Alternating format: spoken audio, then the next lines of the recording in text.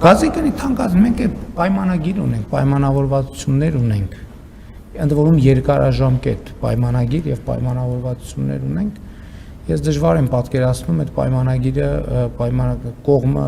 պայմանագրից ինչպես պետք է հրաժարի, դա շատ այսինքն պայմանագրային գործելակերպ չի։ Բայց ամեն դեպքում մենք բնականաբար բոլոր սցենարներն են նայում ենք, որպեսզի միշտ ենք նայել բոլոր սցենարները, որտեղ էլ եմ ասում, այս խոսակցությունները, որ ձեզ համար նորություն են, ինձ համար նորություն չեն։ Ես 8 տարիներկու անգամ այս խոսակցությունների մեջ եմ։ Եվ ԵԱՏՄ-ում են անընդհատ այս խոսակցությունները կապված սահմանափակումների հետ, ֆիտոսանիտարիայի հետ, նույն բանի հետ կապված տեսչական այցերի հետ եւ այլն։ Այսինքն դա ԵԱՏՄ-ի ամենօրյա աշխատանքն է։ Մենք